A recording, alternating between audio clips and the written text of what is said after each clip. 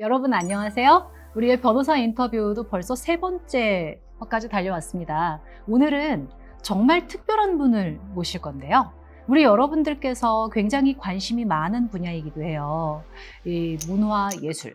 요즘 이 사회에서 굉장히 핫한 콘텐츠들이 많이 등장을 하는 영역이기도 하죠. 바로 이 문화 예술 분야에서 변호사로 활동을 하고 계시는 서유경 변호사님을 모셨습니다.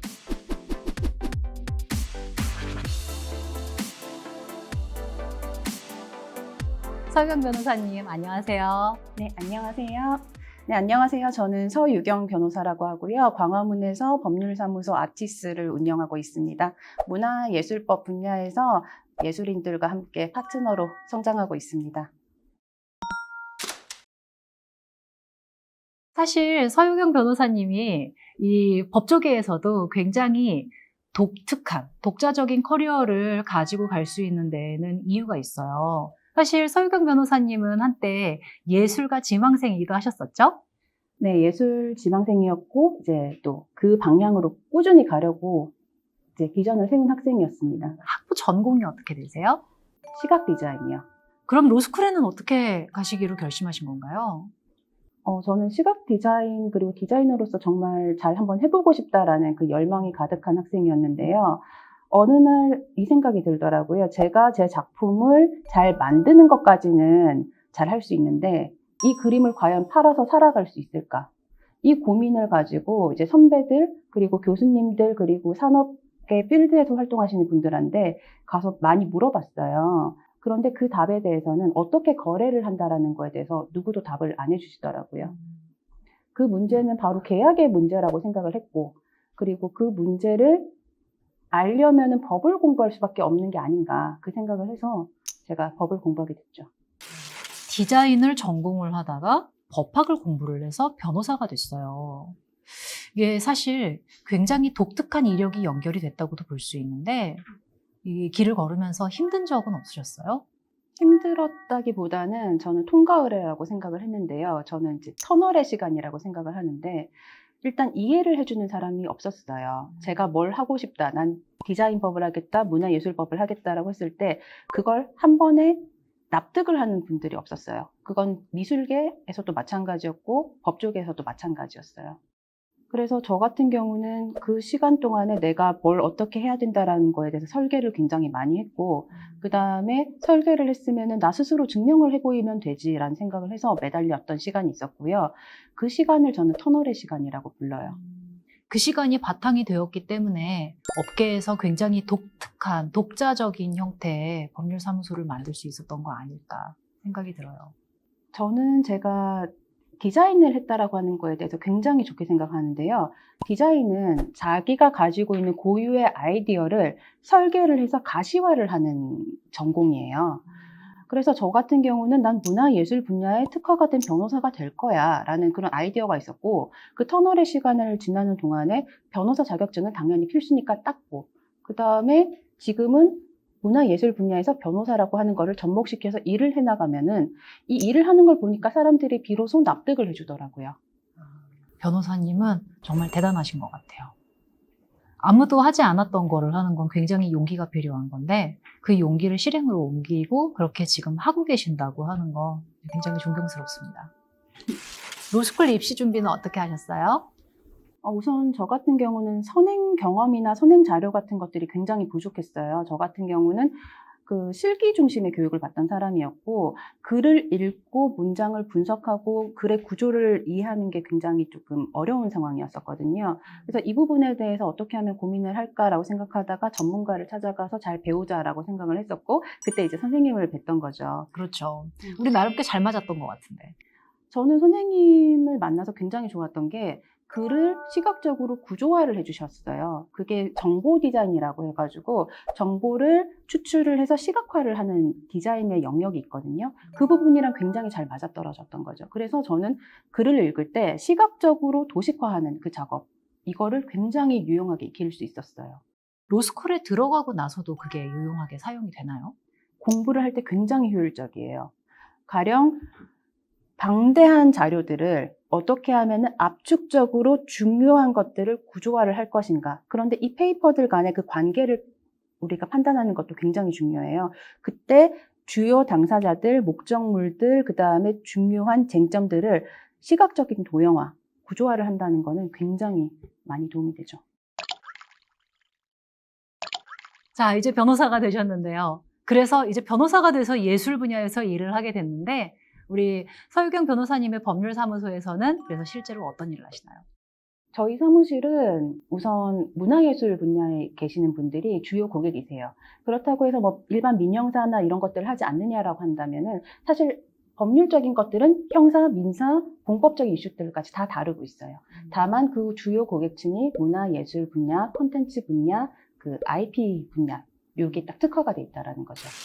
예술가를 클라이언트로 상대를 할 때 그래서 가장 좀 특징적인 부분이라고 한다면 어떤 게 있을까요? 저는 제 의뢰인들이 자기 이름과 그리고 자기 작품으로 일을 하시는 분들이기 때문에 그 이름과 작품, 명성, 가치, 브랜드 이런 것들을 지켜주는 게 굉장히 중요하다라고 생각을 하고 있어요. 변호사님 일하시면서 가장 기억에 남는 사건 있으세요? 네, 제가 이제 개업을 하고 나서 이제 첫 사건이었는데요. 지금 현재도 굉장히 활발하게 활동하고 계시는 크리에이터세요. 그분이 자기도 모르는 사이에 자신의 저작권이 큰 회사한테로 넘어갔는데 이걸 어떻게 회수를 할 수가 있느냐, 그걸 저한테 의뢰를 하셨어요. 그런데 그때 조건이 그 크리에이터는 내 사건이 세상의 주목을 받지 않았으면 좋겠고 나는 창작을 계속하고 싶고 비즈니스를 계속하고 싶다, 이 조건을 다셨거든요. 그래서 저는 이 크리에이터는 창작에만 전념을 하게 하고 제가 이제 물밑에서 이렇게 협상을 통해서 저작권을 회수해오는 그 일을 한 거죠. 사실 이 요새같이 유튜브, 인스타, SNS 이런 식으로 이 사람이 콘텐츠를 제작을 하는 일은 이제 특정한 전문가만 국한되는 얘기라기보다는 그냥 우리가 언제든지 다 콘텐츠 제작자가 될 수 있는 그런 환경이 된 것 같아요. 네, 맞아요. 근데 만약에 내가 콘텐츠를 제작을 할 때 그래서 여기서 뭔가 계약을 쓸 일이 생겼어 라고 한다고 하면 그 계약을 작성을 할 때 뭔가 주의할 부분 있다고 한다면 그런 게 있을까요? 일단은 내 컨텐츠의 가능성에 대해서 스스로 먼저 제한을 설정을 하면 안 돼요. 왜냐하면은 지금은 플랫폼들이 너무나도 잘 발달된 시대라서 내 컨텐츠가 시작은 미약해 보이더라도 어떤 플랫폼을 타고 어떤 2차 사업을 타고 가면서 어떻게 발전할지 모르는 시대라는 거예요. 그래서 일단은 내 컨텐츠라고 하는 것을 가능성을 제한하지 말자. 제한하지 말자라고 하는 거는 법률적으로 계약서를 쓸 때 한 번에 팔고 넘기는 계약을 하지 말자. 혹은 내가 이 컨텐츠를 장기적으로 개발을 했을 때 어떤 수익을 더 얻을 수 있다라고 하는 것에 대한 여러 가지 가능성, 채널을 열어두는 거죠. 정말 중요한 부분인 것 같아요. 네. 그래서 그런 부분들이 계약서에서 너무너무 중요하다. 그런 부분들이 있어요. 변호사님 혹시 기억하실지 모르겠는데 제가 변호사님 자기소개서 같이 봤잖아요. 그때 진로 계획에서 이렇게 살겠다라고 썼던 내용하고 지금 거의 똑같은 인생을 꾸려가고 계세요. 그게 저는 굉장히 놀라운데 다시 한 번만 질문을 드려볼게요. 똑같은 질문. 어떤 변호사가 되고 싶으세요? 우선 어떤 변호사로 살고 싶다 이 이야기를 하기 전에 나는 서유경이라는 사람으로 살겠다라고 하는 그 생각을 가지고 있어요. 서유경이라는 사람이 문화예술 분야에서 관심을 많이 가지고 있는데 법률적인 문제에 대해서 관심을 가지고 있으니 그 방법으로 변호사가 된 거예요. 변호사가 되었으니 다시 이 관심사로 돌아와서 문화예술 분야에서 법률적인 이슈들을 잘 개발하는 변호사로 난 잘 성장을 하겠다, 이 뜻을 항상 가지고 있는 거죠. 그리고 자기소개서는 정말 저는 진심을 다해서 썼어요. 나는 정말 문화예술 분야에 있어서 파트너가 되고 싶어요. 그 방법으로 변호사가 되고 싶어요. 이 이야기를 저는 제 이야기라고 생각하고 썼어요. 저는 오늘의 대화가 정말 진심으로 즐거웠던 게 클라이언트를 진심으로 대하는 변호사는 이런 분이겠구나 라고 하는 거를 저하고 몇 년 전에 같이 공부했던 제자의 모습으로 만나니까 너무 보람이 있었어요. 그래서 오늘 같이 이렇게 이야기를 하는 시간 내주셔서 정말 감사드려요. 네, 감사합니다. 마지막으로 이 인터뷰를 보고 있을 앞으로 우리 변호사님의 후배가 될 로스쿨을 준비하는 학생들에게 한마디만 해주시면 좋을 것 같아요. 네.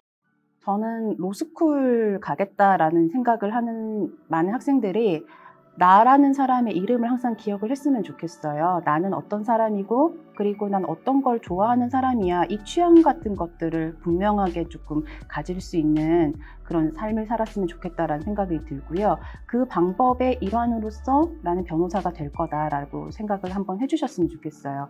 만약에 나라는 주어를 잊게 된다면은 나는 로스쿨 출신이니까, 나는 변호사니까 어떻게 살 거야 라고 하는 어떤 그 고정관념이나 스테레오타입에 자기 자신을 맞춰가게 되거든요.